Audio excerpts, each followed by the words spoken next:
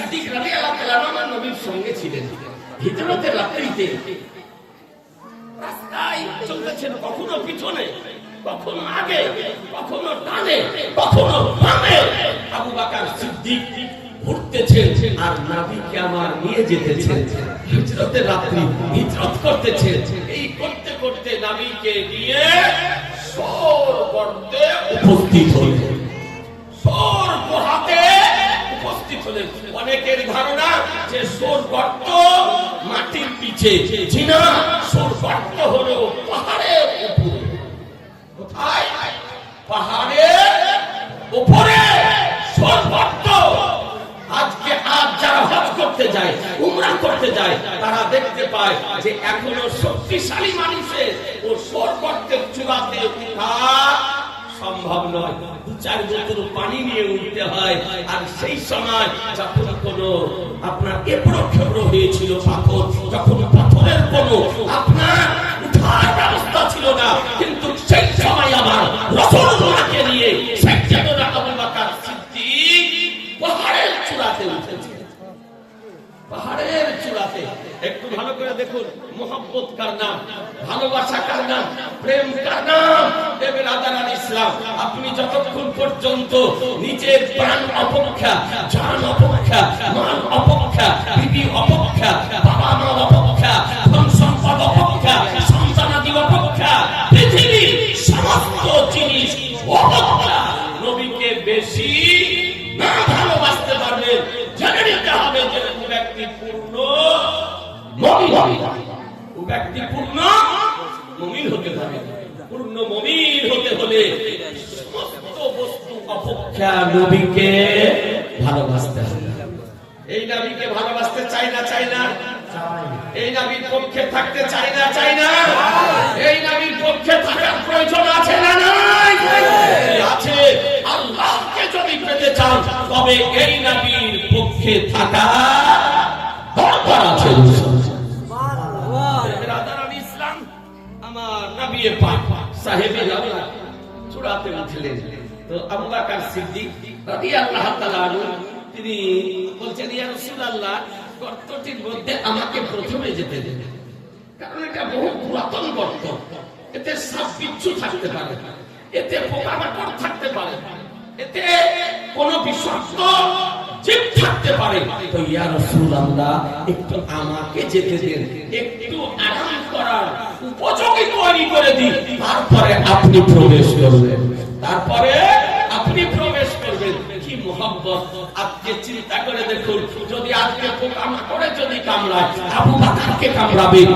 যদি দংশন করে, আবু বকরকে করবে। বিষাক্ত বিচ্ছুতে যদি মারে, আবু বকরকে মারবে।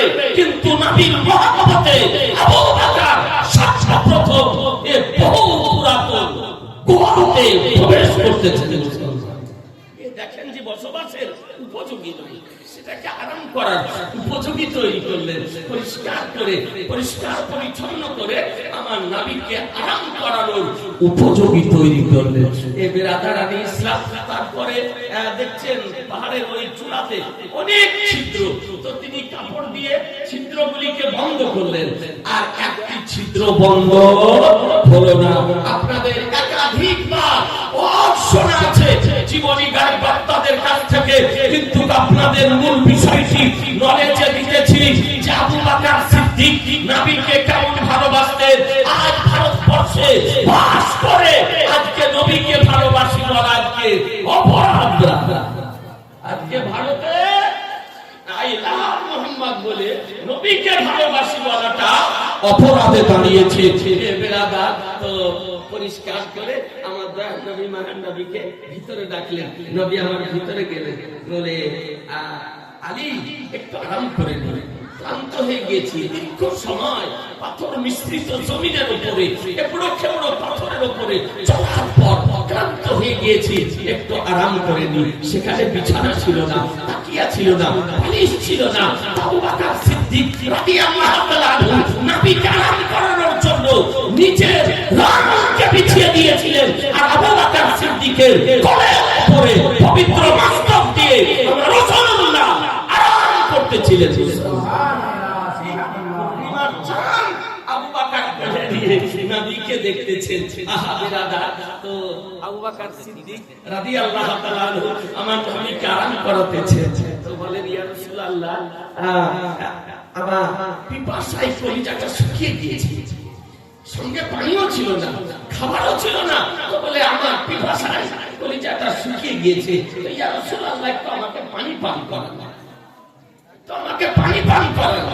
কোথায়? সর করতে, যেখানে পানির কোনো ব্যবস্থা ছিল না, পাহাড়ের উপরে যেখানে কোনো পানি ছিল না, এর অবস্থায় নবীর নিকটে পানি পান করতে চাইছে।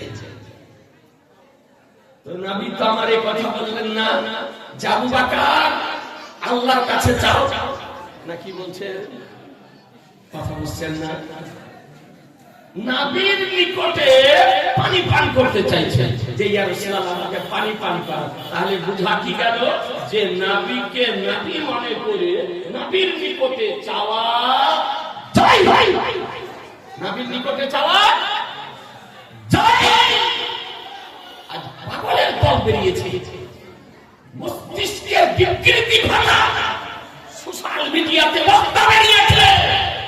আজকে তারা বলতেছে নবীর নিকটে চাওয়া শিরক, ওলির নিকটে চাওয়া শিরক, পীরের নিকটে চাওয়া শিরক। শিরকের গোডাউন এই করার জায়গা পাই না। বলছে ये শিরক ও শিরক, সুন্নি জামাত যা করে বলছে শিরক, আর কাজ হলো শুধু শিরকের ফতোয়া। শিরক কাকে বলে ও জানে না, ওর গুরু ও জানে না, আর গোডাউন লোড গাড়ি করার জায়গা পাই না, তাই সুন্নি জামাতের উপরে অপব্যবহার করে। আচ্ছা বলুন, অনেক জ্ঞানী গুণী ব্যক্তি আছে, যদি নবীর নিকটে চাওয়া না চাই যদি হয়, শিরক যদি হয়, তো সকাল বেলায় 7টার নাস্তা বিবির নিকটে চাওয়া চাই হবে না। কথা বুঝা গেল না? নাস্তা দেওয়ার মালিককে, খেতে দেওয়ার মালিককে, খেতে দেওয়ার মালিককে আল্লাহ, খেতে দেওয়ার মালিক আল্লাহ। চাইছেন কার কাছে?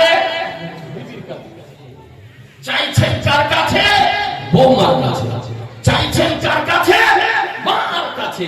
বলুন যে মা খেতে দেয়, এটা শিরক হলো না?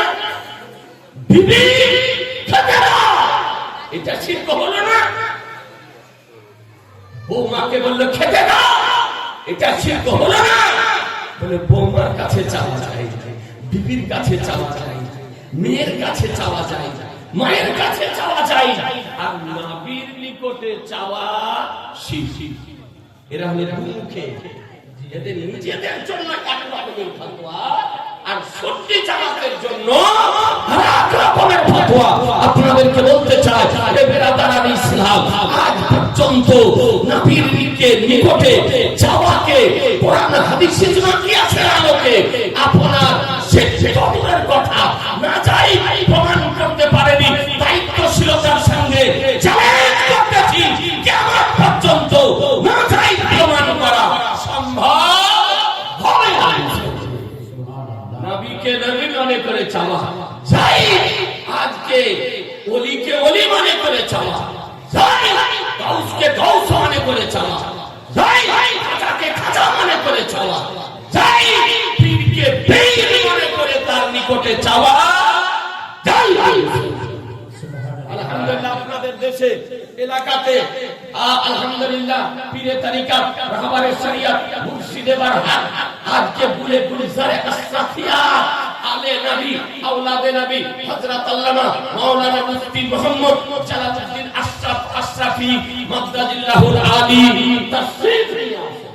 দেখেছেন না জি?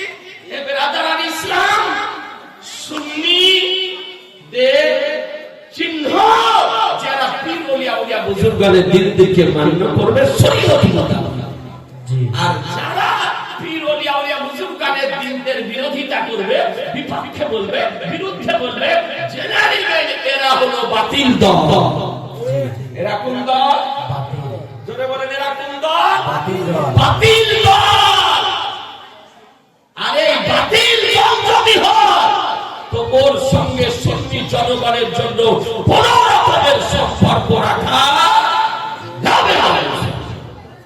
ভালো করে শুনেন, আমার নবী পাক সাহেবে লাউলাককে নিয়ে আরাম করাতেছেন আবু বকর। এর অবস্থায় আবু বকর বলছেন, ইয়া রাসূলুল্লাহ, আমাকে পানি করান। তো আমার নবী বললেন, আবু বকর পানি করবে? বলে, হ্যাঁ ইয়া রাসূলুল্লাহ। আমার তাজুস শরিয়া কাজিউল কোজা ফিলিপিন গুলে গুলজারে রিজবিকা পীরের তরিকা রাহবারে শরিয়া মুর্শিদে বারকা মায়ের পেটের বাড়ি হুজুর রাজা আলাইহি রহমানিদওয়ান তাজুস শরিয়া, তিনি একটি বই লিখেছেন, বইটির নাম হলো হিজরাতে রাসূল। সুবহানাল্লাহ। এই হিজরাতে রাসূলের মধ্যে তিনি কয়েকটি তাফসীরের রেফারেন্স দিয়ে বর্ণনা করতেছেন।